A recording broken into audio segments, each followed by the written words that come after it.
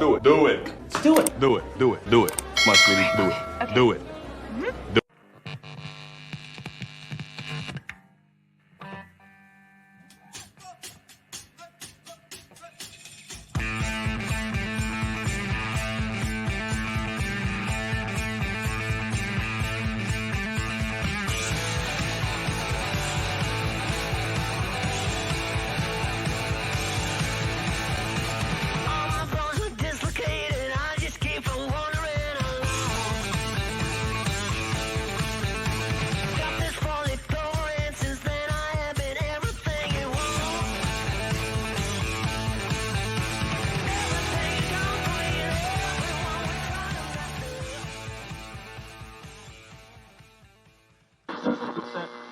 Welcome to NBNR, the authority on unfiltered opinions and authentic player insight for Nebraska athletics. Connect with us on Twitter, Instagram, and at NBNRPodcast.com.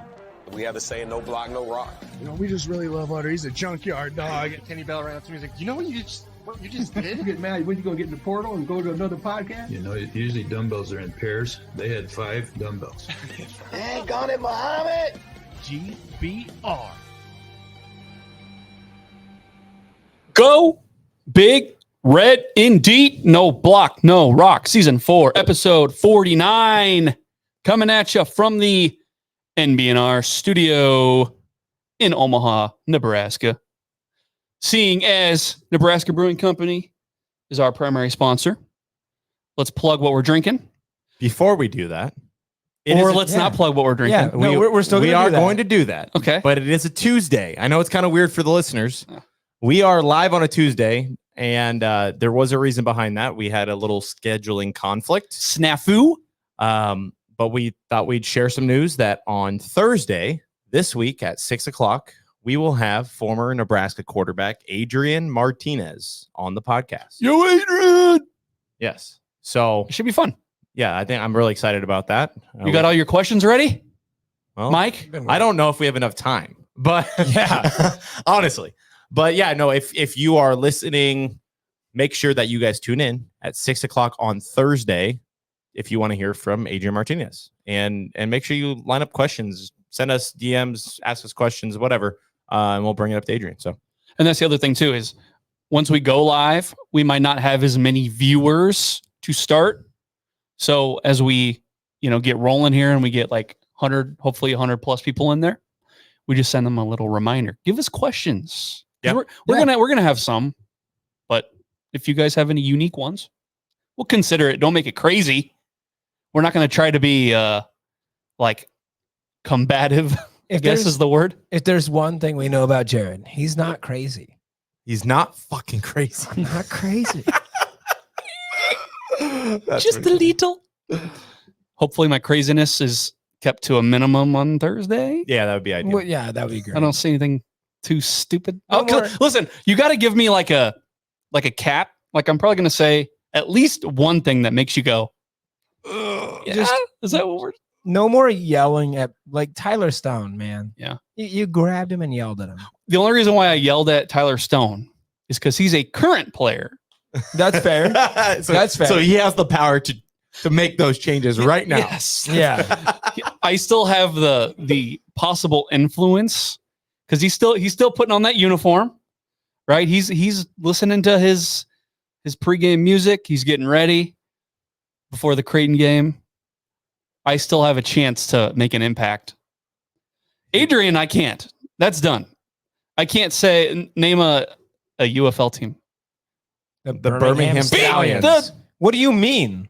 The One St. other Louis Battlehawks. Birmingham Stallions. Beat the Battlehawks. Like that's There not you going to go. have the same. But he's going to be on enough a roster, hopefully. Yeah. So we won't have to worry about that. So he can say, beat the Baltimore Ravens. Oh, Beat them, please. hey, I'm not going to be totally against that. Yeah, name If he's one starting- person that likes the Ravens. Name one. That was bad. Oh God, I got to work bad. on that. Better. I gotta If I close my eyes, it's almost like no. Yeah, it was still bad. No, it was It's still bad, no That matter was what. bad. So anyways, just a reminder, make sure you guys tune in to us on Twitter, Facebook, YouTube. We will have former quarterback Adrian Martinez on Thursday at 6 o'clock. Anyways, carry on with our program about Yeah. Nebraska Brewing Company. I am drinking Kyle's favorite or second favorite. Taco Veda. Taco Veda. Taco Veda. That's a pretty good one. See? What? ¿Qué es tu beber? What are you drinking? I think that's what it is. That's yeah. No, not really, but you were close. So, in honor of the hottest baseball player in America right now, Witt, like Bobby Statistically Witt, or statistically, Bobby Witt Jr. is the hottest player on the planet right now. I had to drink the Ale Storm. That is specifically brewed for the Storm Chasers, which is the AAA affiliate of the Royals. So I want to point out Bobby Witt last night. Was he batting for the cycle in the 6th? he was batting for the cycle in the 6th and then got hit on purpose. Yeah. Which resulted in a lot of There was some issues. funkiness. Yeah. And There their was some manager funkiness. arguing after we hit and retaliated. It was a weird thing. Yeah. Anyways, yeah, stir it up. Stir up the storm. Yeah. Stir up the storm. Stir it up. Stir it up. That's a real phrase. That's a real phrase, Kyle. you know what I You're got? over there Hey, like questioning my fanhood to the Storm Chasers? no, I just KB. You know what I got out of that? Stir it up. Stir it Just up? Caught Hey. me off guard. You know what I got out of Stir it that? up. What? Bobby Witt is hot. He's hotter than fuck. Looks wise. Well, no. He's a good looking dude. hey, too. I don't know. Cat. He's a good looking dude. Listen, it is what it is. It's I okay, don't- Mike. I don't think it's Mike. Hey, Mike. Kyle's a good looking It's guy. I'm not weird about saying that. Mike, it's okay. hey. Hottest guy on the planet right now. Not there's anything wrong with that. Yep. Yeah. Hey. 2024. Calm down. What are you drinking in this year of our Lord 2024? Connor? I'm drinking the last Pilsner that was in the fridge. That's the last one. The last one was in the fridge. I do have already loaded in front of me. I do have a squeeze a day, Nice. which is the lemon radler. It is, if I'm not drinking Pilsner, it is like one of my go-tos. Cold beer, also great, but squeeze a day has been my mainstay because something that you'll be happy to know, you three, not me, you always loved when Pilsner would run out in the tap room. Yeah. It is, it's currently out. Wow. So in the fridge. It's in the fridge and in the tap room. It's out on draft. There are still Oh my select gosh. cans available in the tap room. But I've been drinking a lot of squeeze Connor, a day recently. What a good day to be thirsty for Pilsner. Yeah. Connor, are you gonna be okay? You gonna get through this? I'm doing my best. Okay, I've got a really okay support system here. I wouldn't call it good. I but it's okay. I do just want to throw something out. We got here, and I looked in the fridge and I said, "Hey, there's 3 pills left." Oh, you son of a gun! Did you really? Did you actually? Because I literally thought I was like, dude, yeah, there's plenty. Mike slammed 2 of them. Did you actually? Is that real? Jesus. Is that real? That's why he's feeling extra good right now. That's why he's so Bobby Witt's so hot. I'm so full. Now I'm glad that I texted Kyle to make sure. If you guys didn't notice already, Mike and I are matching. It's so bad. Look at We're these twins. idiots. Who's wearing it better? Look at It's these me. idiots, man. Actually, once I saw what you were wearing, I was so glad I did what I did. Kyle I Byers. hate you. I don't even like Pilsner. Hey, Kyle. you know what? I appreciate you leaving me one. I did leave you on. That was nice. I Yeah. mean, I hate you for the first 2, but at least you left me one. Kyle, what are you drinking? I'm drinking the EOS Hefeweizen, the finest beer in a can from Nebraska Brewing Company and the finest beer on tap in Nebraska Brewing Company's tap room. It's pretty good. It's excellent. It's the best beer. Yeah. Some people absolutely. might disagree with that. I don't Yeah. know. Okay. Nebraska Brewing Company, their tap room, 108th and Harrison in La Vista, Nebraska, 68128. Go there tonight or any other day except Monday because it's closed then. Don't do that. Help me out. World class. In every glass. All right. Big 10 Media Days officially started today. I had it on in the background at home, and I listened to fucking 0 words that came out of anybody's mouth today. So I cannot sit here and give you any hot takes or cold takes. Actually, I do. I might have a little bit of a mid take, maybe. But who watched it in here? I did. Mike watched it. I watched a little bit of it and I started editing some stuff. So I just muted it. It was on in the background, but I didn't really listen to any of it. Okay, so today we had Tony Petiti go. Then it was Big Bert.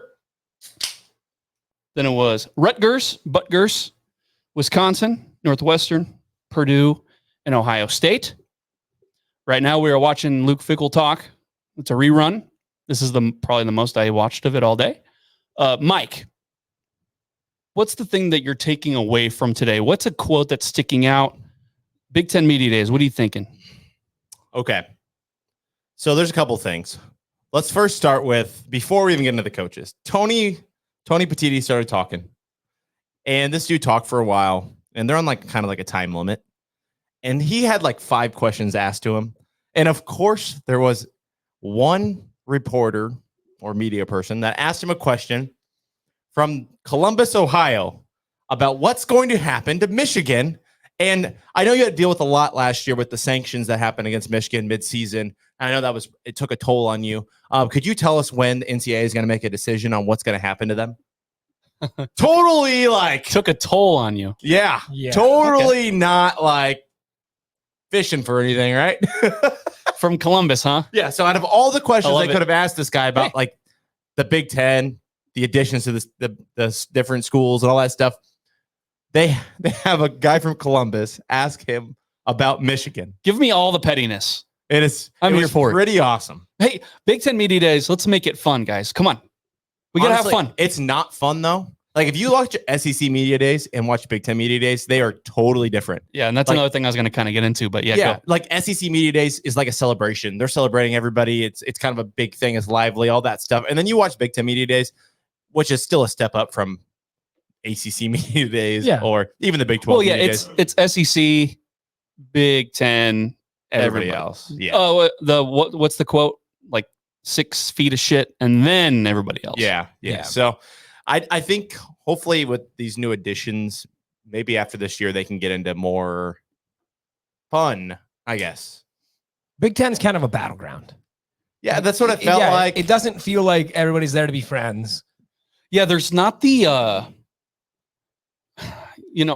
we always give the SEC crap for their clinging to Nick Saban and Alabama's coattails. And now it's pretty much Georgia. Like, if Georgia's good, we're all good. Yeah. If Georgia's good, we all have bragging rights, and everybody else and every other conference is irrelevant and you guys suck. They have that. Well, it's much like the Confederacy, guys, and we're in the Civil War. Like, we stick together no matter what. It doesn't matter. Even though we play in conference games, we play in conference games. We all go 6-6. Yay. But, if we played in the Big Ten, we wouldn't make a bowl game. But in the SEC, we do. Yeah. But it's so like that lineup that I went through: Illinois, Rutgers, Wisconsin, Northwestern, Purdue, and Ohio State. There's no doubt that the Big Ten as a conference is below the SEC. But and they're above everybody else, okay? But there is no team. Like, does Illinois care? Does Northwestern care? Does Purdue care? Like, I just see there's so many of these teams that I question their buy-in for football. Well, I mean, do you like? I guess I've never really heard of like a Northwestern fan being like, football is life. Okay, like, but I've never heard. Even though they sell what that about shirt. Vanderbilt? Does Vanderbilt do that? And I know. Like they both conferences have their bottom dwellers, their weird cousins, and we're a bottom dweller in the Big Ten. But luckily, our fans give a fuck. Yeah, it's just, I know Twitter's not real life, but it's like, try to troll a Illinois football fan. Good luck. They don't care. You're literally wasting your Twitter fingers. When's basketball season? Like that's what they're gonna say. Yeah. It's just, and I'm not saying Nebraska's great at football, because they're not. They suck. And there were Michigan fans, like, we were questioning ourselves, like, what if they go 8-4, 9-3, and we're idiots for asking? We're the ones that are clueless because Nebraska's bad. It's like, what does that have to do with your team? Just because our team is bad, that doesn't mean that takes away from our ability to observe other teams. What does that have to do? I don't even think that we made, referring to the Michigan thing specifically, like, we didn't really even make any observations other than what the facts were. Yeah. Like, I think that was it. I will say, and this might be kind of a hot take. Obviously, I will watch Matt Rule's press conference from Media Days. I have watched approximately 0 minutes so far, and outside of Matt Rule, I will watch 0. I think what you're getting out of media days is exactly what you expect, right? It's a lot of teams saying, you know, we're posturing for a great season. We want to see more wins. We're going to work hard. We're working hard. We're going to play harder. I don't see a lot of value out of this. Like, these media days are somewhat beneficial, but maybe, in my opinion, mostly just like public image stuff. Yeah, there's like, this isn't going to change my view of any of these programs. there's 38 days left until kickoff. And this is just kind of hey, we have a little over a month left, guys. Time to get excited. Hey, Northwestern fans, did you know that football's starting soon? Yeah. Maybe you didn't know. So I think be excited. It's an excellent point, going back to what you said about the SEC media days, where it is a celebration. Football is back. And I think that's kind of what the Big Ten's missing. And like I think Mike mentioned, is with the addition of these 4 new teams, is maybe we get that excitement. Maybe we do get that. And, you know, with them being added to the conference, and you see like people are paying attention to coaches and programs that maybe they weren't necessarily paying attention to before. But just media days to me should be that celebration, because you're not getting any info that you couldn't have had if you just looked before. There's no light bulbs going, oh. See, as someone who like watched it all day though, like, and I'm over analyzing obviously, but I listened. Yeah. I listened to a couple of the coaches today, and I'm like, where have I heard that before? Oh boy.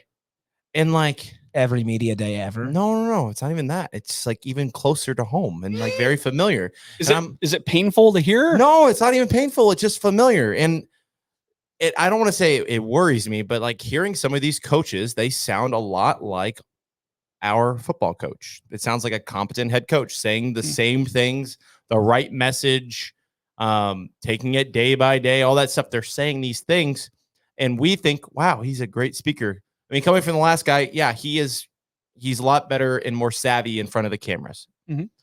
But like listening to some of these coaches, I'm like, okay, maybe Northwestern does give a shit. They do have Big Ten Coach of the Year on their team. Right. Maybe they are going to take another step forward. Maybe Burt is going to find a way to win 7 games. I doubt it. I mean, here's what I'll tell you. Oh, sorry. I think we've sat in these chairs for the last 4 years, and we're like, why does everyone else get to go to a bowl game? Yeah. Why does no one else have as many fumbles and turnovers as we do? And now, Mike, if what you're saying is true, our coach sounds like everybody else. Maybe we won't do those things. Maybe we're like everybody else all of a sudden. I hope so. Yeah, I hope so. It was just weird. Like listening to other coaches, like I was trying to take my Nebraska cap off and just listen. I was like a non-biased, a neutral observer. Yeah, and I was listening. And I'm like, okay, like Luke Fickell sounds really freaking good, and I know he's a really good coach. So maybe his roster will take a step forward, and maybe they will figure out how to throw the ball 100 times a game efficiently. I don't know. Here's what I would say regarding media day specifically is it's easy to prepare a competent speech and competent answers when, we said, we're 38 days out. You know what questions you're going to be asked. It's a lot harder to have that, to sound competent, to be composed after a game, whether you win or lose, especially in a loss. If they sound the same way in those press conferences, I'll be impressed. But when you have the time to prepare, you know what topics are going to be brought up. You know what the question marks are surrounding whatever program you're coaching. It's a lot easier. Yeah, and on that, Big Bert sure seemed like he knew exactly what questions were coming, and he just took it completely out of the equation. So Big Bert, his opening remarks and his opening statement was so long. Then he goes, all right, give me the easy questions, right? They got one question in before his time was up. Smart man. He literally, it's called getting on your soapbox, and this isn't his first rodeo. He knows what he's doing. Yeah, no, and he told us he went back in the history of like how he's been involved with Big Ten football since the 80s, and then he walked us through his history as a football coach in attending the Big Ten media days, then attending the SEC media days, then coming back to the Big Ten and attending the media. Like this dude went in a long route to get to the fucking point. Hey, it was insane. You can't give a bad answer if you're not asked a good question. He was asked So one. just take the questions out of the He's like, picture. oh, that was it. Cool. So you know how like they have their press conference and then later they go on with like Dave Revson for like the little roundtable interview. I just remember looking at my television and there's Big Bert sitting there. I'm like, first of all, poor chair. Second of all, I'm like, okay, do you guys ever see those posts on Twitter where it's like, for every like that I get, this picture is going to get slightly bigger each time. Yeah. And I'm like, There's 500 likes on that television screen already. It's like, I do not adjust your television sets, people. he just gets a little bit bigger every year, doesn't he? He's a big dude. He's a big boy. Does he still have any eligibility left for that O-line? Or? I'm surprised he didn't get into a whole like diatribe about his tiger hawk tattoo on his leg. Oh, you see, I went in and got my Iowa tat.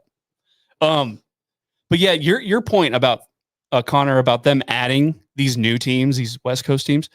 First of all, how the hell do you not have any of these teams go first today?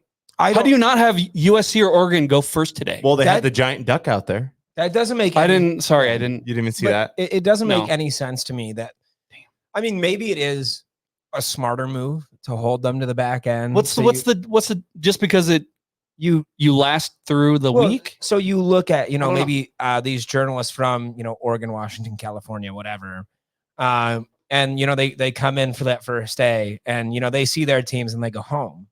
But, holding those teams to the back end maybe creates a little bit of excitement. You've still got this whole crowd there. No, I think they don't even have to show up yet. Like they get to come like a day later. Yeah, but dude, I'm telling you, if you're one of those a journalist for any one of those four teams and you're at Big Ten Media Days, especially your first year coming into the conference, you definitely want to be there. They were there. There was people from LA there. Yeah, you definitely want to. So I don't know. I think maybe that's the play. I think the Big Ten is obviously a big enough organization where those guys would have wanted to be here anyway. But maybe it is just kind of trying to build that excitement around the fact of, talking to these coaches, and waiting till the end to have them. You know what would build this excitement? If after Ryan Day went, they had Sherrone Moore go. Like I want the most petty bullshit. Like I want them to like, we're in the world of clicks and all the let's get Ohio State and Michigan to go back to back in the Big Ten Media Days. No, why are we separating them by days? Like let's have them go right back to back. But then it's the whole like we climaxed too early. Well, and now you can put them on day and now two. I have limp dick. You can put them on day 2. So sure. I'm saying you absolutely do not put Michigan and Ohio State back to back. Well, they don't. You wait till the end and you put them on the stage at the same time, like a presidential debate. And you just give them both the same question and see what they do. Can you imagine the ratings out of Ann Arbor and Columbus if it was just head to head, Michigan and Ohio State? That could be really fun. So that would be a way to get me to tune in and really care about Big Ten Media Days. So is it Sherrone or Ryan talking like Joe Biden then? Probably Ryan. Look, fat. Team's good, pretty good. And I'm not referring to any presidential candidates. I'm just saying like a format like that. I don't know. I guess they're both born on third base too. So that's kind of tricky. Hey, I mean, that actually is kind of who's fair. Who's more born on third base? A guy that was hired after a national championship who was on the staff. But so was Ryan Day. Ryan Day was on the staff when Ohio State won a national championship. Gifted Urban's players but gifted Jim Harbaugh's players. Do we? Is that a Twitter That's poll? a Twitter poll. Damn. Who's born on third base more? Yeah. Yeah. And then we have to have our Blue by 90 guys. They have to. Know what they're gonna say. Hey, we're gonna get engagement. All you have to do is do hashtag Go Blue, and they're gonna go. Nebraska sucks. What are you talking about us? But that doesn't. I do. That is a good question. Come on, Michigan fans. Yeah, real quick. Our boys at the Husker Army podcast want to know, where did you two get the throwback back-to-back shirts? Well, we got those at Charlie? charliehustle.com. If you want to be the third and the fourth, feel free to order it at charliehustle.com. Join these two dinguses. Yeah, let's all have matching shirts because that's Mike's favorite freaking thing in the world is to have the same shirt as somebody else. Hey, on Thursday, I'm gonna match him again. You're not. I'm gonna. I guarantee you will not. Oh yeah. I will make sure I wear something that I've never worn before. You're both going to wear your Adrian Martinez jersey. You're probably going to wear a fucking purple shirt with a beer on it. Okay, first of all, I'm colorblind, so yeah, the fact that you picked this out is bullshit. Through your disability and everything. We look cute. Thank you, Husker Army, for recognizing how cute we look. It's a team effort here. How many viewers we got? We're sitting at 88. And we've got more than one person from tuning in from Ohio. Okay. So interesting. Interesting. Right. Yeah. I can dig it. Okay. Anything else about media days that you want to talk about? I kind of got my thoughts out of the way. No, I guess is there anything that you want to hear Matt Rule talk about at Big Ten Media Days? Because there's one thing I want to hear about, but let's see if maybe it's the same as yours. I don't want to talk out of both sides of my mouth here and pretend like I'm clingy. I mean, yeah, I will cling on to every word he says because I'll use it against him if it doesn't work. But then if it also if it does work, then I'll clip those and use them and be like, hey, he promised. No, I don't want to say promise. What do I want to hear about? I mean, I don't know. If you have something in mind, go for it. So I have a very clear idea of what I want to hear Matt Rule say. Okay. I want to hear him, and this is going to sound dumb. I want to hear him tell me and tell us the same thing he's been telling us for months. Matt Rule is good at sticking on message. We have our mission. This is the mission. We're working to accomplish it. I don't want to hear any deviation. I want to say the goal is still the same. It's been the same since I came here. It is to win games, and this is what we're going to do. I don't want to hear any of this floof bullshit about I just don't want it. Stick to the message, stick to being Nebraska, stick to being Matt Rule. That's what I want to hear.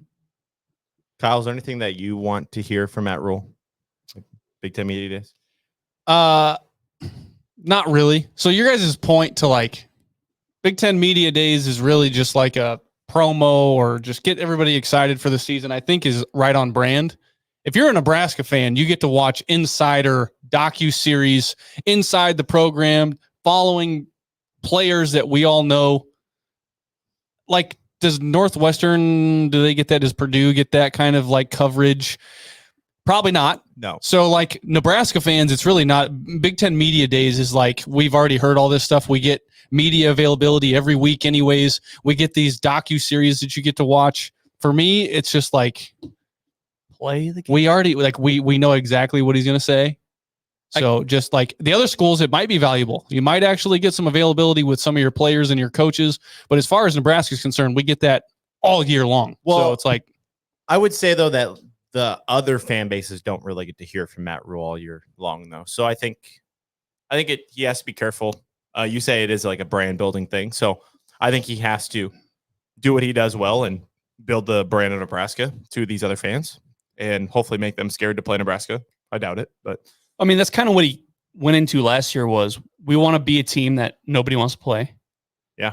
And the thing that gives me hope is he is respected in coaching circles, right? He's your favorite coach's favorite coach kind of guy. He gives off those kinds of vibes.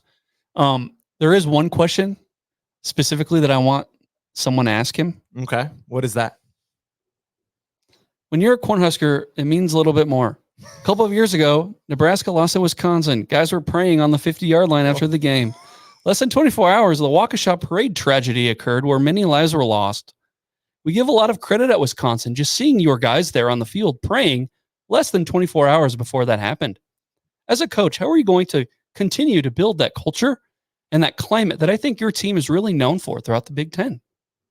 Wow. Yeah, I hope he doesn't get that again. Yeah, it's weird. That sounds familiar. I hope he gets asked that again. You know what? Except for Waukesha, it's going to be the Trump attempted Trump shooting. Oh, Biden dropped out of the race. Oh no, you guys are praying. I don't think any of that will happen. How does your program respond to the current political climate? We play football. Is your celebration this year? We play football. Is your celebration this year going to be fight? No, but I bet USC's is. Anyways.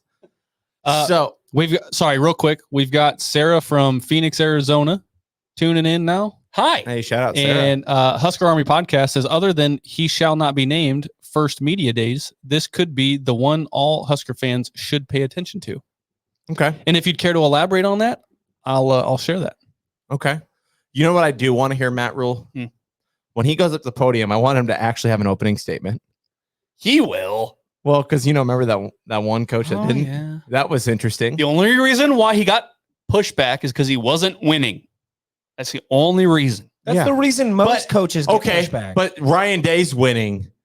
Sharon Moore, he's taking a program that's winning. So I'm bored on third base. But right. He's at a program that's winning. So but they all have opening statements. No, this guy showed up and no opening statement, knew he was on the hot seat, was ready just to handle any of the heat that was coming his way. If you would have pulled the Burt tactic, which is just fucking stall until you run out of time. That is not Scott. It would have been That's what he should have done. That is not Scott. That was not him. I guess one thing I want to hear him talk about, a couple things. I think one, I'd like to hear about roster limits. We know his opinion on it, but I think it would be good to have it at a broader stage like this. Because we're looking at a roster limit increase now, right? To 105? Well, it's not an increase, it's a decrease. Right now we have 100. We probably have 130 guys on the roster, and we have to somehow cut all those guys before the football season. So I think Matt Rule is going to have some passionate things to say about that. I think it's kind of silly that you can have as many coaches as you want on the team, but you can't have as many players as you want in this era where we're going to play more football games, but you have to have less roster space. So I think that's one thing I want to hear him talk about. It is curious that that's the route we're going down. Yeah. It's have as many people as you want on staff, but players, no, we'll limit you there. You can have as many scholarships as you want to now, but we'll limit you on how many players you can actually have on your team. Yeah. It takes away from schools like Nebraska who pride themselves in walk-on programs and everything else. So other thing I'm interested to see what he says about Evan Cooper. Not like I care. I think we got an upgrade. Well, and here's the thing, right? It'll be interesting. There's the contrast between the local media and the national. Mm-hmm. If you're a local media person, you're not asking about Evan Cooper and you're not asking about Raiola. Those are the two things you're not asking about. That's the national media's job. I disagree. Go on. I bet the local media will ask because this will be the first time that he's talked to the public since that happened. That's a fair point. But if you're a local guy and a national person's already going to ask, why even tempt? Do you think the national people even know that Evan Cooper's gone? Do you think I'll tell you. Do you know who Ohio State's DB coach is? No. Would you know if he left and got replaced? Probably not. Probably not. That's my thing. That's a good point. Yeah, I just don't think they're going to ask those questions. I think it would have to be local media. I would tell you that even if Evan Cooper is brought up, you're going to get a non-answer. Oh, of course. That's his guy. That's his guy. You're going to get a non-answer. It's not worth it. But I want to hear the non-answer. Why? Because I want to hear it. What if he has? This is what Evan feel better. This is what Evan did. But what if he has a real answer? Then what are you going to do? The odds of you getting a real answer on that question, especially at Big Ten Media Days, especially from Matt Rule, it's going to be asked because we couldn't have a nice offseason that was so quiet. We had to have one. I don't know if he was asked about Bob Wager last year, but here's Mike. I'll tell you what. Close your eyes and I'll give you the answer. Okay, close them. Okay. Sounds nice so far. We love Evan Cooper. It was sad to see him leave the program. We wish the best for him. I think the program's moving in the right way. We brought in a great guy to keep this program moving forward, and we're just looking forward to Week 1 against UTEP. There's your answer. Our guys enjoy John Butler's teachings, and there's your answer. Okay, you're gonna get a non-answer. It's gonna be repetitive, circular. You're not gonna get any info that you don't already have. I just want to hear what he has to say. That's all. You never know. Mike loves the drama. Hey, he likes it. We're in the business of making clips. Click, click, click, click. So real quick, Husker Army Podcast again. Elaborated. Says year 1 to year 2, Rule shows significant improvement. We need to pay attention to his demeanor and the player's demeanor. Guaranteed it's going to look and sound extremely focused and confident. Well, he goes on Clat and radiates confidence a lot, which I would rather have it that way than the other way. Well, I hope we're okay. Like, again, Scott F., when you say, hopefully the Big Ten will have to adjust to us. When we first heard it, we loved it. were just glazing Scott up because but that was before the games were played. We're licking up the slop. Is that what you said? We were like pigs in the slop. Scott slop. Like we're at gate two. No. Oh no. No. Oh. No? Okay. Ryan Walters is talking now. Oh, okay. Check that Yeah, out. guys. Let's talk about Ryan Walters. No. Let's see that viewership drop real quick. Yeah. But no, I would rather him radiate confidence, which is great. It's awesome. But win. Because if you don't win, what are we going to do? We're going to sit here and we're going to say, remember when he went on Clat? Fucking rule. God damn it. Another year without a ball game. Damn it. God, if that Just happens, win. I'll be so sad. That's kind of what the whole Big Ten media days, right? It's like we are different because we do pay attention every day. We're on the scrolls. We're doing this. We're doing that. You're on the scrolls. The average person probably isn't doing these things. So, like, am I getting anything out of it? Are we as a collective here? No. Just play the games now. I'm getting like sick of all this off-season shit. Why do we do an episode every week? Yeah. Yeah. Because we I have to come up love with a it. goddamn script of just horse shit. We love it. We do. We love it. We do. And we also love being able to say former head coach Scott. Thank you. I'm just not getting the opportunity. They're not. And that opportunity will not be there on Thursday. And we have Adrian Martinez at 6:00. No. Make Kyle, sure you was guys someone, tune in. was someone So- getting at you in the comments there for not bleeping? Yeah. Husker Army says no more Scott. Yeah, I was like, it's- yeah, they're just still there. they're not teeing it up for me. I can't press the button fast Well, enough. I'm just gonna walk that line of our guest that we're gonna have on Thursday. Yeah. Played for that guy, handpicked by that guy. I was just trying to be nice about it. We've had several players that have played for that coach. I don't think any of them have been, put off by it. Hey, look, Purdue scored a touchdown on Nebraska. Why don't you show the block? Why would you change my Why don't you show the attention block then? field goal for a touchdown, motherfuckers? Hey, what time are we at? We're at 37 minutes. That's it. Well, What's about break time? Yeah. Let's take a quick break. Kyle's gonna put a nice little ad on there for you guys, just to remind you that we're gonna have Adrian Martinez at 6:00 on Thursday, and we'll be right back.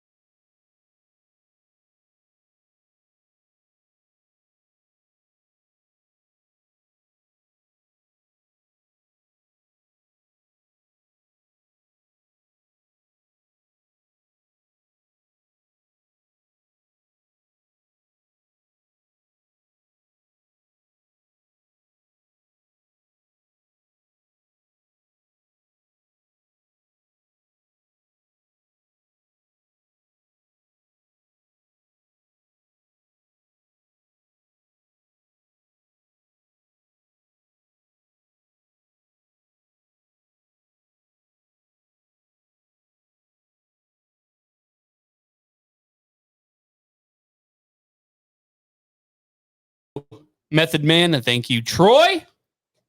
Connor, I thought you had a little message that you wanted to give to one of our listeners. Yeah, Kyle mentioned that we had a comment in there from Sarah from Scottsdale. What's your message? I guess I forgot to say at the time, Iowa sucks. Yeah, fuck Iowa, right? Yeah. Fuck Iowa. Fuck the Iowa Hawks. sucks. Fuck the Hawks. Does it feel good to get it off your chest? It's kind of cathartic. Honestly, that felt really good. Yeah. It's been a while since we said it. I know. Fuck Iowa. I will say, so played college football 25. I'm playing on Heisman. I do know the algorithm of the game, and I can score 100. So what did I do against Iowa? I scored 100. Phil Parker would not allow that. And he did an NCAA 25. So one thing, you guys, you have been privy to my Snapchats over the last week. I'm, redoing my floors in my basement. And I think before I put the flooring back down, I'm going to paint the Hawkeye logo underneath the flooring so I can walk over it every single day. That is Or petty. it will haunt you every single day. You got to be careful what you do there. We're probably going to put a problem in your house. Like building a house on an Indian? Yeah, it's very similar. A what burial ground? Native American. I'm sorry. Well, no, that's I was in the elementary schools in like the early 2000s. This is what I was taught. And is it going to be in your kitchen? No. Too many Tiger Hawks in the kitchen. All right. Hey, I wanted to throw something at you guys. So the Big Ten preseason poll came out, and Ohio State, unsurprisingly, won. Oregon, 2. Those are the only 2 teams that got first place votes. Penn State, 3. Michigan, 4. Iowa, 5. USC, 6. Wisconsin, 7. Nebraska, 8. I'm not going to read off the rest because who gives a fuck? That's fair. Wait, So- where's Iowa at? You want to see where Iowa's at? Yeah, because I do care. 5th. They're top 5. Fuck them. Yeah, I already said that. Fuck Iowa. What I find interesting about that, there was a poll that went around. I'm not sure who put it out. It might actually have been our friends at Go Big Redcast that put it out about, where do you find Nebraska to be ranked too high, too low, reasonable? I find 8 to be very reasonable for Nebraska. I think that's a good take with the swing that Nebraska is seeing, at least, in the media. Swing. Yeah. Swing. Not that kind. At least not yet. I think 8's fine. But 8's fine. what I find very interesting is there is a certain fan base that got very angry with us last week because we questioned whether they, would return at the same level. And that's Michigan at number 4. And I think that's incredibly fair for them as well. Sure. I don't think they're going to drop below that. I don't think they're going to go much higher. I don't like Penn State above Michigan. Go on. I just name a time that James Franklin's actually won those games. Well, you know what a Penn State fan would say to you right now? Yeah. Is there's no team that benefits from no divisions. Then Penn State. Right. No, I get it. I just, until I see it. But Don't okay, care. so I would be willing to say, like, on their high end, Michigan at 3. There's certain I don't think they're top 2. I think Oregon at 2 2 to to 4 me is kind of high. I think Oregon at 2 is kind of high. I think out of the 4 new additions, they are the most equipped to get into the Big Ten and just get rolling right away. I think at 2 right away, I think there's still going to be some sort of learning curve there. It's awful bold. But then again, like, if you put Penn State there, if you put Michigan there, like if Michigan's 2, then they're winning 10 games. You know what I mean? More than every likely. Michigan fan said they were winning 10 I know. games. We got to take them at their word. Guaranteed. Even though they lost like their whole offensive line. Should have bookmarked all the 10-2 people because. Oh, I did. Good. Yeah, I bookmarked a lot of tweets. Okay, good. I'm going to be very petty. Anything less than 10 is a failure. Yeah, It's we a expect failure. we expect to be playing for an So enemy. fire Sharon Moore if he doesn't win 10 games, right? Right. Is that So what we're hearing? Is he on the hot seat? I think Kind of looking that way. most important, like, this is not a Michigan hate podcast. It's an Iowa and Colorado hate podcast, and Texas.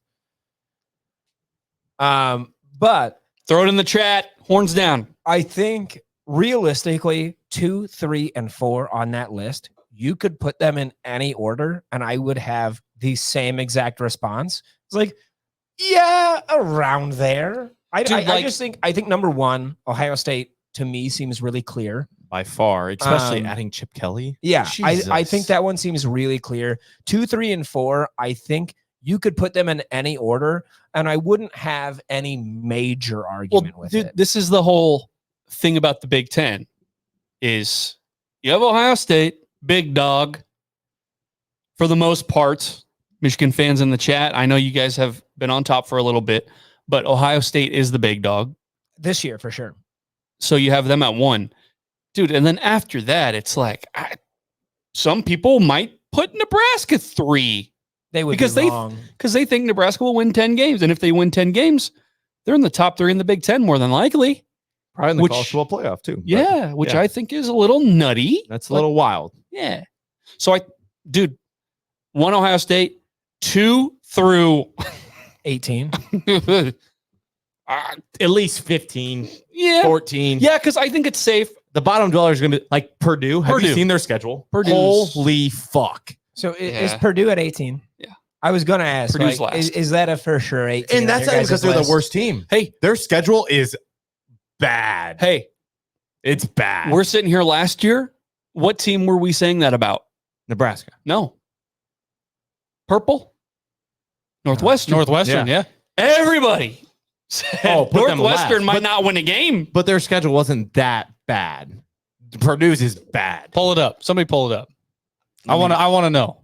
I'll get it up for you. Well, okay, while you do that. Find me 6 wins on this Purdue schedule. And I just want to say, okay, so Northwestern, what did they go 8-4 last year? Did a very good job. But dude, you want to talk about the opposite? Like you say Purdue schedule is a freaking gauntlet. Freaking Iowa gets off again. Of course they get nothing. Hey, all the time. They don't play Ohio State or Michigan. And there's no division. So what's the fucking excuse now? God. It's the Kirk Ferentz farewell tour. I'm bitter because Nebraska sucks. If Nebraska was good, I would not be saying any of this.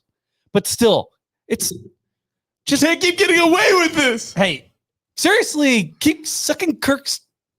Okay, you want to hear Purdue? It's annoying, dude. Yeah. Okay, let me blind react to this. They open up against Indiana State. Win. Oh! Then they play Purdue. They play Northwestern. Or why do I say Northwestern? Okay, they play Notre Dame. Look at your phone. Okay, so why are you not looking? Yeah, look at your phone, not at us. Kyle. He pulls it up on his phone. Let me try this again. He pulls it up. Let me Kyle, try this again. He pulls it Indiana up State. and he just goes like Hold this. on. I want to point out Northwestern and Notre Dame. Yeah, totally. Not different. only different in talent, very different in spelling. Yes. Okay. They're both playing the same. Indiana State, Notre Dame, loss. Oregon State, loss. Hey, Jonathan Smith's gone and so is Mike Riley from Oregon State. That's a toss up. Nebraska, loss. I don't know. I don't want to say Wisconsin, loss. Illinois, Loss. Oregon, Loss. Northwestern, Loss. Ohio State, Loss. Penn State, Loss. Michigan State, Loss. Indiana. Loss. Dude, that's a rough schedule for Purdue. How many wins and losses did you get there? I think I gave up 1 win. You had 1 win. I think I called 1 win. I told Oregon State. I think I called it. Did I call that a win or a toss up? Toss. There was a win and a toss in there. I could see that's a toughie. The ceiling for Purdue would be 4. 5 would be the ceiling.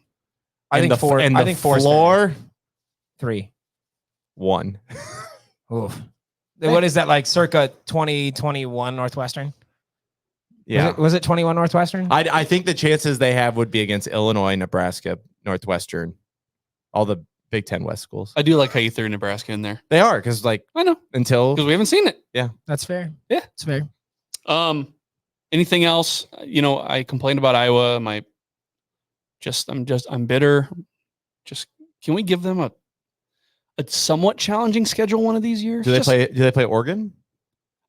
I don't think they do. You want me to pull up Iowa's schedule? Are you gonna look at it? Are you gonna look at it if you do? Let's pull the same thing with Iowa really quick. We might as well. The issue for Iowa right now, I think, is the fact that they have 0 quarterbacks on the roster.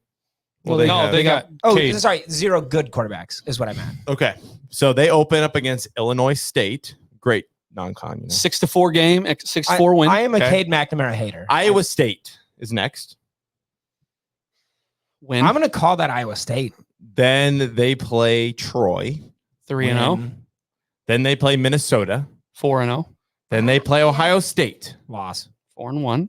Then they play Washington. Loss. So they're back to back. And look, people don't like Washington that much this year. No, they lost their coach. They lost everything. You can't just. This is kind of like the TCU thing. Yeah. From I mean, a little bit, but I still think. Then they play Michigan State. Then they play Northwestern.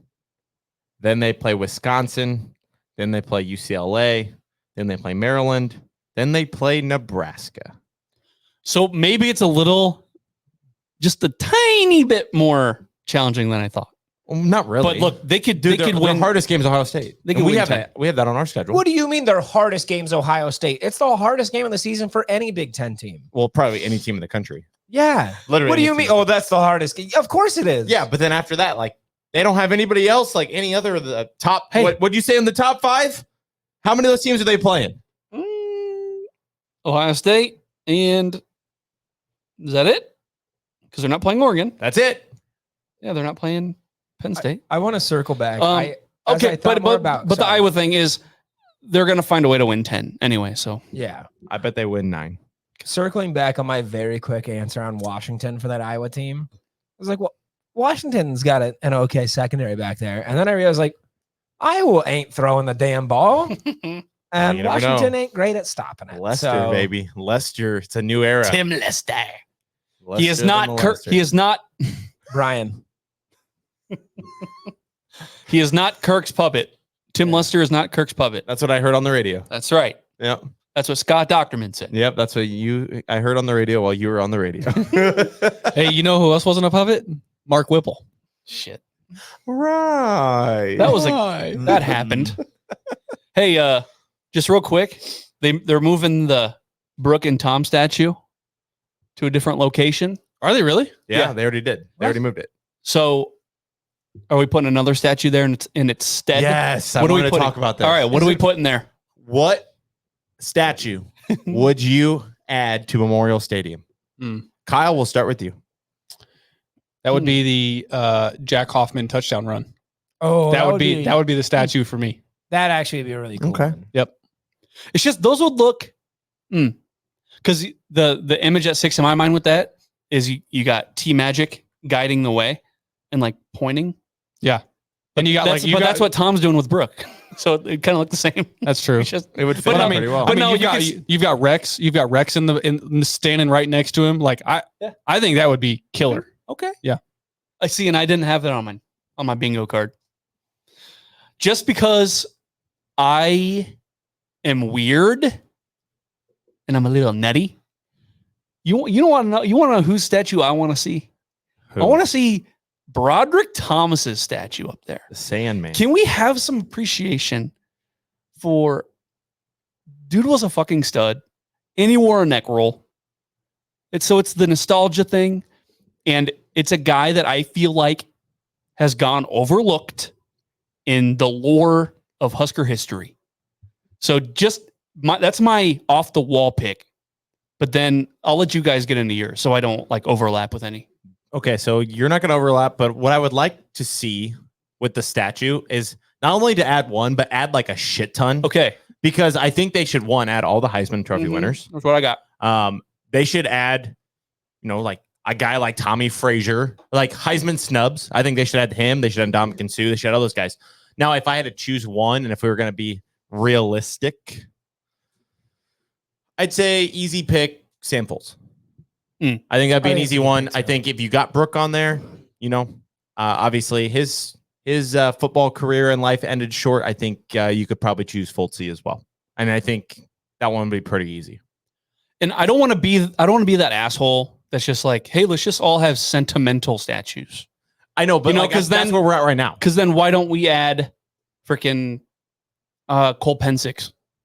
You know what I mean? It's like, where do we draw the line? I know, but he wasn't like a current player. Like it didn't happen while he was playing at Nebraska. Like, that was like a big thing, and we know a lot of guys that were involved with that. So, like to me, I would say probably Sam Foltz. And the thing about Foltz too is there's like plenty of other things that we kind of do with that, like the SF-27 flag. Like there is representation for Foltz. Yeah, and there's an award every year, and right. like the guy's from Nebraska. Like, come on, like I think that would be like the ultimate like Nebraska values type thing.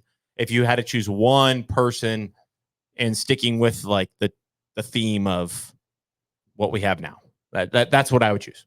Fair. Connor, what you got?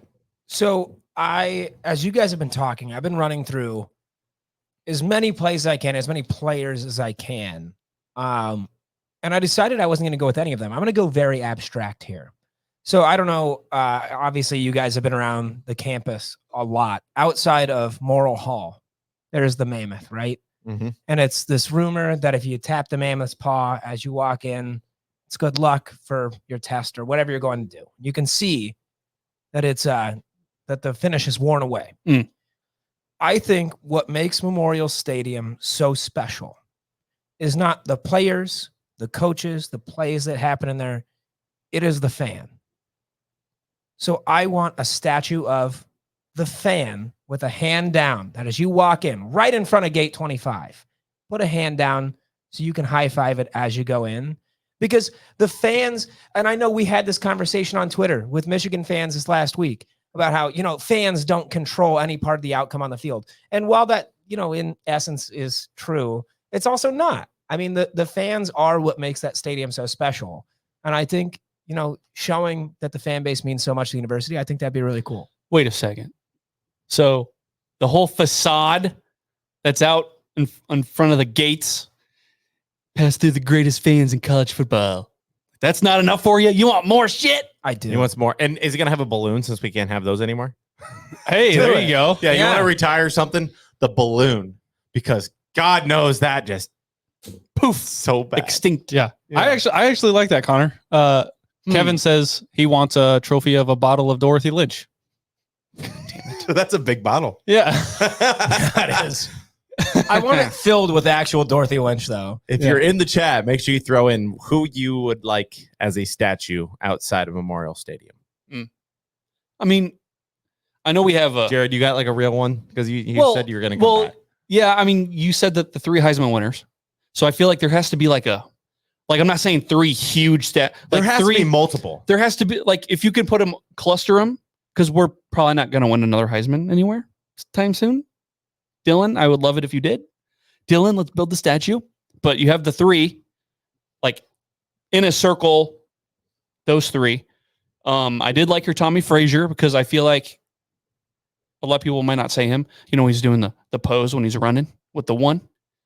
That'd be a cool one. Charlie McBride. I think Ndamukong Suh's a really easy one too. Him fucking stiff arming. What is that? Cody Hawkins or whatever. Yeah. Fuck Colorado. But then you got Bob Devaney who started this whole fucking thing to begin with. Though. Well, he's got a statue. Yeah. And so does Tom. They both have statues. The best coaches have statues. Now, if Matt Rule wins a bowl game, maybe he gets a statue. I was going to say you go with... Licking his lips. I was going to say, when you build these 3 statues, you go with the 3 coaches who have won natties. Bob Devaney, Tom Osborne, and Matt Rule. Yeah. Let me put it this way. If Matt Rule wins a natty, he will most definitely have a statue. Yeah. Because that's apparently the only requirement to have one right now is either be a fucking mammoth or win a natty. Nothing else. Oh, God. Never mind. I was going to make a really dark joke, but I'm not going to do it. Statue? Anybody else? No Fat Herbie statue. I would say they need to add statues outside of PBA, and they need to have one for Keisei Tominaga. But that's just me. I have a CapCut video stored in the archives for that one. Because Keisei, if any Nebraska ball player deserved a statue, it would be Keisei Tominaga, and that should go right outside PBA. And we are still saying that months later. Don't care. Yeah. Unbridled by any emotion. Yeah, no, 100%. He literally was a program-changing player. We can look back and rationally say, dude was a very more than relevant player. He was a special player at a special time for Nebraska basketball. He's a player that when you say his name, you know right away who it is. Sorry, like Eric Strickland. Like, I know who you are. that's because I'm a freak and I'm weird.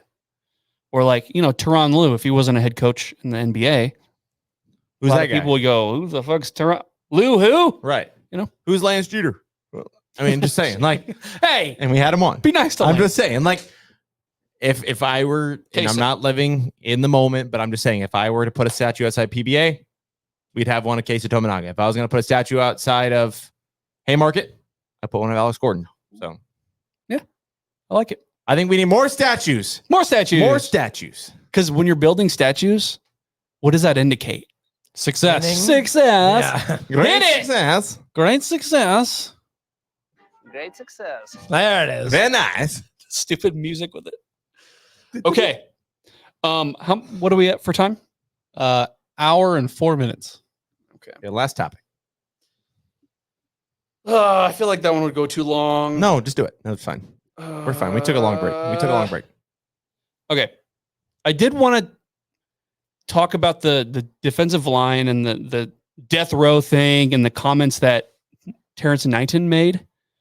But I think I'll pivot to which non-newcomer, so a returning guy from last year, do you feel makes a more significant impact or like is a significant contributor again On each side of the ball or just in general? in general? And that's broad. well, I know. I have That's an very easy broad. answer. Okay, if you have your answer ready, go. Mine's an easy answer. It's Malachi Coleman. Okay, a lot of people would not say Malachi Coleman. Why would they not say Well, that? because Jalen Lloyd, Jamal Banks, Isaiah Nair, Fedoni, a lot of people would say there's enough around there that he doesn't need to be huge guy. But go on. I think, and this is very counterintuitive, that's exactly why he's going to make a big impact. Ooh. Is because when you have so many weapons, there's going to be attention focused on those most dangerous guys. And that's going to leave Malachi potentially opened up against some like defenders that just aren't ready for him. I feel like across the board, that receiving core is talented enough where no matter where you are, there's a threat. And I think they're going to be focused on people other than Malachi. And I think that's exactly why, even though there may be more talented guys out there, he's going to make the bigger impact. So the question I do have on here is which non-newcomer will make the biggest jump? And so I guess that could still apply to Malachi because I would stay with that. He had the one touchdown versus Northwestern, which put the game away at the end a little bit. A little bit of cushion. Thank God he needed that cushion. I do have plenty. I have a lot. Not Harburg because here's because of some dude that's here now. Here's an easy one. Let's go with a name that's been here a while. Jamari Butler. I'll say Jamari Butler. Okay. Makes the biggest jump. I think he takes the biggest jump. I think that with guys like Ty and Nash coming back, and you got Cam Lenhart, you got Prince Will, I think it opens up the opportunity for a lot of one-on-ones for Jamari Butler. And if he can live up to his potential of being a natural pass rusher, I think that's a guy that could take the next step as a player at Nebraska. I think he could be like a true, I don't want to throw out this name and get slapped in the face, but like a Randy Gregory type guy, like a guy that can actually cause some havoc. I think Jamari Butler has a lot to gain from guys coming back like Ty and Nash. So, just my initial reaction to that is, well, he already led the team in TFLs and sacks last year. Yeah. But was in your mind, who was the best pass rusher? Right. It was not Jamari. Was not Jamari Butler. Right. That's true. It was probably Cam Lenhart or Prince Will.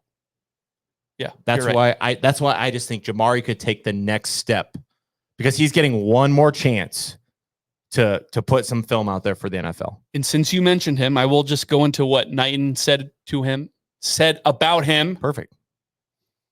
After putting on 25 pounds of muscle, which he needed because he looked like a string bean last year. He looks like a D lineman now. That's a low bar. Doesn't look like a linebacker, Knighton said. Butler this season could be one of the better players in the conference. See? So I didn't even hear Knighton talk at all. Yeah. That was totally unprompted. So yeah, and he is a guy that has been kind of overshadowed by the bigger names. Kyle, you got one? He's like a slow burn guy.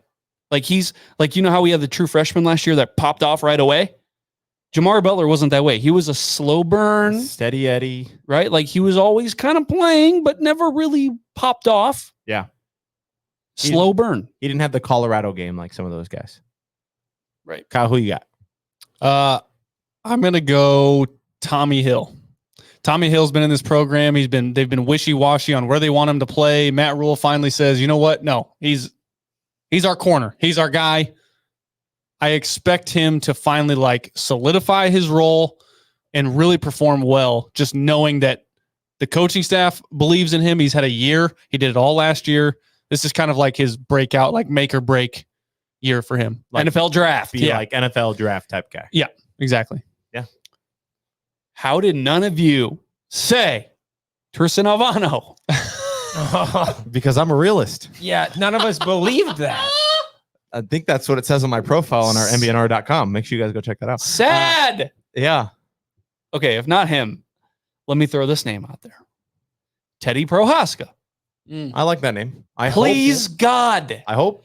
And yeah, my note on here is not necessarily that I think he will. It's that I hope he will. Left tackle. He's guarding the blind side of the golden boy, the prodigy, the future Heisman winner. Hopefully he can make strides physically and mentally because we need him. We need him. We do. Make a big jump, please, Teddy. I hope that we're looking at a situation where we wouldn't even say number 54's name, Bryce Benhart. Well, I don't, honestly, if he just plays the same way he played last year, I think fine. we'll be fine. He's on the right. He's the right tackle. So yeah. No, that's what I'm saying is we spent 2 years not saying this dude's name. 54, because he was just blowing it. And then Donovan Raiola gets in there and works his magic. And Bryce Benhart was somebody we didn't even talk about last year. And it's awesome. Ever. It was awesome. So I'm hoping that there's some sort of development there with Teddy Prohaska as well. The other thing too, Dylan is not the kind of guy, at least we suspect, will escape the pocket too much. Run. I'm not saying like statue. Unlike our guest that's coming on Thursday at 6:00, Adrian Martinez, he's not going to do that. If Adrian was ever under pressure, he could run and do things and make magic happen. And I'm not saying that Dylan cannot, but that's probably not the strength of his game. No. Whereas Adrian could improvise and run around and do a bunch of and hopefully make something happen. I think the telltale sign this year will be the measure of the offensive line is how infrequently we say their names. Because like, not that we don't shout out good play. We do. We love our offensive linemen. Shout out Sam Hahn, Dylan Utter, all those guys. But the less I have to talk about the offensive line, the better. Yeah. I mean, it is a thankless job. You are in the trenches, getting the hell beat out of you, beating the hell out of other guys. I don't want to talk about you because I want to be able to focus on the incredible plays that you have helped make happen. Hey, quick, Jared, how many Heisman winners come from the offensive line? Go. Fucking zero? Yeah. Fucking zero. Okay, I will say, hey, Dave Remington almost got it. Here's a coach on staff that could help us a lot with offense. It's Glenn Thomas. And hopefully the ball is coming out of Dylan's hands so quickly that we don't have to worry about our offensive line having to hold their blocks for long periods of time. I would still like them to. No, I wouldn't. I would like Dylan to have the ball out of his hand quickly and get it into the playmaker's hands, like Malachi Coleman.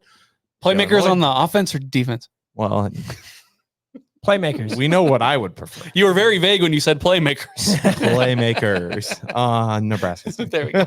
Wearing red. Perfect. Wearing red. Like our red. Yeah, not Rucker red.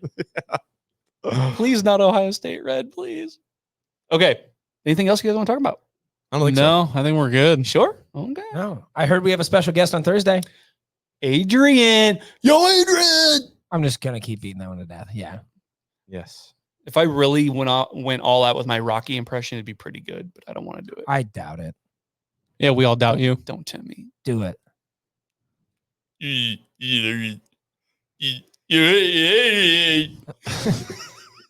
Was that just grunting? Really good. Was that just grunting? Are you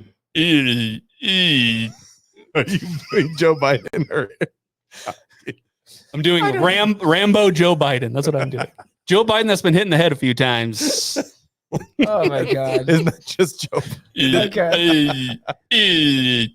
How would you say your mental focus is?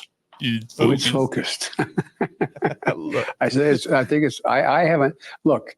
Anyway, as Joe Biden would say. Anyway, go to NBNRPodcast.com. Go to our Spotify. Give us a 5-star review. Go to Apple. Go to our YouTube. Subscribe. 650. I think we're at like 650 Somewhere now. around there. I mean, it's slowly climbing. You know what? I won't even say it's slowly climbing. I would say it's pretty progressively climbing. Like from 300 to 650, it has not been that long. No. So Yeah. it's growing. So thank you. And that's like, it is the easiest way to support us while spending $0 is just go subscribe on YouTube, follow us on Twitter, Instagram, Facebook, whatever. Like it takes 4 seconds and it's free. Like, it'd be cool if you bought our merch, but like, we got to get those subs up on the YouTubes. I think that's the priority. But you could buy our tattoos are priority. Mike's going to get a face tat. Yeah. Wow. This just changes every time. Our merch is on NBNRPodcast.com along with our blog. It's called Red Zone Reflections by And speaking of that, Coach BA. Coach BA's in here. He says, you better ask him about the Killigan song or I'm writing a blog about the song on Friday, which fuck. I'll tell you, you can write a blog about it regardless. We'll ask him about it. Yeah. And we'll let you know. Okay. Do you want to know why that song is just absolutely dog shit? Because it makes us sound like a bunch of fucking hicks. Also, it sucks. I know you. Maybe you feel really good about that living in Kansas City area. Like you really embrace it. But like here, living in Omaha in the Lincoln area, like we don't need to feel like we're a bunch of fucking hicks, and that's what the song makes me feel like. Here's what I request: stop playing Killigans, and since he's from Kansas City, stop playing Red fucking Kingdom. That's a Chiefs thing. Enough of the Tech 9. That's a Chiefs Stop. thing. This is not 2008. Tech 9 is not cool anymore. I mean, I didn't mind. Hear me that. out. I didn't mind it. But I'm with you. Like I don't need it either, though. Jared, I didn't mind that as Like much as just Killigans. just because Tech 9 is a rapper and non-white doesn't mean he's cool. Jared. Tech 9 is whack. Hey. He's whack. Bad. Sad. Sorry. Sad. Let me clear my throat. Bring that. Bring it back. I need it so Let badly. me clear my throat was electric. They were wrong to get rid of it. The Blue Hairs loved it. Hashtag bib. Bring it back. Right? Yep. You're a big acronym. Yeah. Timmer. He Bib. timbers hard. Yeah. though. That timber is and my bib one hard. thing. Bring back. Let me clear my throat. Hashtag stop playing Killigans. Yeah. What did you just say? Hashtag. Hey. Oh, you gotta give him that huck. That's actually where my mind went to. I gotta be careful not to say. Never mind. Fuck. Yeah. Let's move on. We got too many snowflakes in the audience. How many snowflakes we got watching us? I would say only a few, but we've got 107 people watching. Just eat up our stuff. Okay. Merch, Spotify, YouTube, Facebook, Instagram, X. And make sure you watch us on Thursday on those platforms. Why? Mike, who are we having on Thursday night? Former quarterback Adrian Martinez is coming on the podcast at 6 p.m. on Thursday. So mark your calendars. Make sure you tune in early. We had posted on X. I know a lot of you that are watching. We posted on X. We posted a little picture of Adrian. So if you have questions or comments or whatever, go ahead and drop it in that post because we're going to look at it and like it and retweet it too. Yeah, it's like all we do. Yeah. Okay. We good? We're good. Hey, Nebraska goes tomorrow for Big Ten Media Days. Yes, sir. I'll be sure to watch. Yeah. Unlike today. Maybe ask Adrian about his experience at Big Ten Media Days. Yeah. Do the people want that? Maybe. Okay. We might. I feel like we would lose. I don't know. Big Ten Media Days is boring. Anyway, I'm one of your hosts, Jared Hall. Mike Delaware. Connor Cavalack. Kyle Byers. As always, tune in on Thursday at 6. Former quarterback Adrian Martinez beat UTEP in GBR.